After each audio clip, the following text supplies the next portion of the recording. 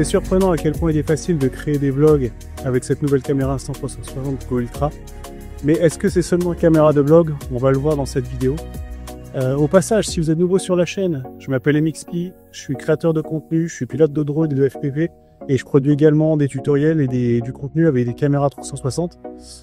Dans cette vidéo, on va voir si je vais vous donner mon avis sur la nouvelle Go Ultra. Est-ce que c'est seulement donc une caméra de vlog, mais est-ce qu'on peut créer du contenu tous les jours? Est-ce que c'est également une caméra d'action? Et si vous êtes nouveau sur la chaîne, n'hésitez pas à vous abonner et à me laisser un petit pouce bleu. Allez, maintenant, on part sur la review.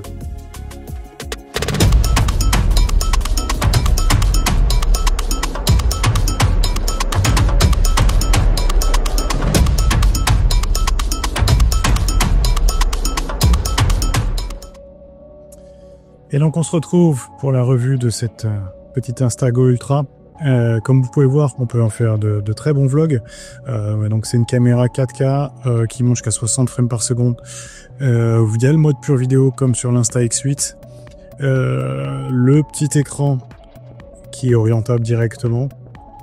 Il y a toute une panoplie d'accessoires qui sont assez cool. Donc le collier, comme vous pouvez le voir là.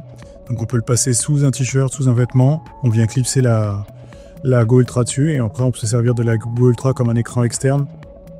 Ce que j'aime beaucoup maintenant, c'est que vous avez aussi la possibilité, donc comme on l'a vu là et comme on est en train de le voir ici, de d'éclipser donc la petite caméra, de la poser, de la magnétiser quelque part et pour s'en servir comme une caméra externe. Ça permet donc, comme vous pouvez le voir, donc d'être assez créatif, d'avoir un petit écran externe donc pour contrôler ce qu'on fait, mais aussi de prendre des différentes prises de vue avec une caméra qui est d'une petite taille, qui est étanche et qui fonctionne quand même vachement bien, à la fois en basse et en haute lumière, comme vous pouvez le voir ici. Insta360 a aussi créé des filtres ND que vous pouvez mettre directement sur l'objectif et donc ça nous donne à la fois le rendu un peu plus réaliste avec du flux de mouvement directement qui évite d'être fait en post-production, donc c'est vraiment très pratique. En comparaison avec la S Pro 2, moi ce que j'aime beaucoup c'est qu'en fait elle est encore plus petite, on a une grande batterie, une grande autonomie sur la batterie, ça c'est assez cool. J'aurais aimé qu'elle soit un peu plus que quand elle est en mode déconnecté, que cette petite partie de caméra et pas juste 1 heure d'autonomie, mais un peu plus. Mais ça c'est toujours quand on a envie de faire des choses un peu plus longues. Je vise parfois pour des runs et tout ce genre de choses là. Donc ça c'est assez pratique. Insta360, mais aussi une bague là que vous êtes en train de voir là. Cette bague là en fait elle vous permet de piloter et de contrôler vos enregistrements jusqu'à 20 mètres de distance de la caméra. Ça fonctionne avec différentes caméras. Donc ça c'est super pratique.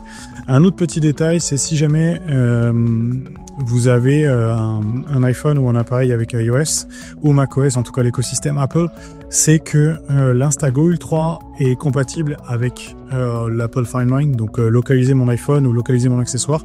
C'est assez simple à configurer. Il suffit de l'activer donc dans les réglages de votre caméra. Vous activez la fonctionnalité. Vous allez ensuite dans la fonction de votre device, donc sur l'application localisée, vous suivez le paramétrage pour rajouter un nouveau composant, un nouvel accessoire, et à partir de là, tout est directement disponible. Alors, il n'est pas possible de la localiser au mètre près comme on a l'habitude avec les AirTags, sur ces choses-là, mais vous pouvez quand même émettre un son et elle vous donne une indication de possibilité, enfin une indication de position possible, pardon, excusez-moi, de position possible pour savoir où trouver votre Go Ultra. Donc ça c'est assez cool si jamais vous l'avez mis sur un objet qui bouge et vous cherchez à le retrouver, notamment sur la partie drone FPV. Si vous faites du FPV comme moi, ce qui est assez cool, donc là par exemple je l'ai mis sur mon DJI Avata, donc vous la mettez juste avec un petit support, le support magnétique, et ça c'est cool pour si jamais vous crachez, pour retrouver, alors il y a la localisation du drone, mais si vous la mettez sur une frame qui n'a pas de localisation, pour retrouver où est à peu près votre caméra, rien qu'avec le son c'est assez pratique pour pouvoir le retrouver. Pour revenir avec la partie fonctionnalité et accessoires, il y a un autre accessoire que j'utilise beaucoup qui est le bandeau. Donc là vous pouvez me voir avec le bandeau sur la tête. Ça c'est pratique si vous voulez faire du mouvement, enfin des actions avec beaucoup de mouvement, et souvent c'est votre tête la partie la plus stable, et ça vous permet de faire des petits plans de run comme vous pouvez le voir ici, ou des moments où il y a beaucoup de mouvement, donc des moments où on ne marche pas, et ça permet de stabiliser votre tête comme un stabilisateur. Si jamais vous utilisez un vrai stabilisateur ou une vraie perche, il est possible. Là en dessous, donc vous avez les deux accroches et vous pouvez mettre un support magnétique Ce que j'aime avec ce support magnétique, c'est qu'il est à la fois utilisable pour la base et la station, mais aussi vous pouvez carrément l'enficher autour de la partie déportée de Go Ultra. Donc ça, c'est quand même super pratique. Pour tous ces points, moi, ce que j'aime beaucoup sur cette petite caméra, donc c'est sa taille, sa qualité pour la taille, et je trouve qu'elle en fait un parfait compromis pour ceux qui veulent faire du vlog, mais aussi si vous étiez dans des fonctions un peu plus, des fonctions un peu plus avancées ou un peu plus extrêmes de sport, en vélo, même faire de tous les sports d'hiver et ainsi de suite. Et c'est une caméra qui est quand même assez bonne sur la prise de photos également. Donc comme vous pouvez voir sur les différents clichés que j'ai pris là, vous pouvez shooter en pure shot et en RAW si vous voulez retoucher les images.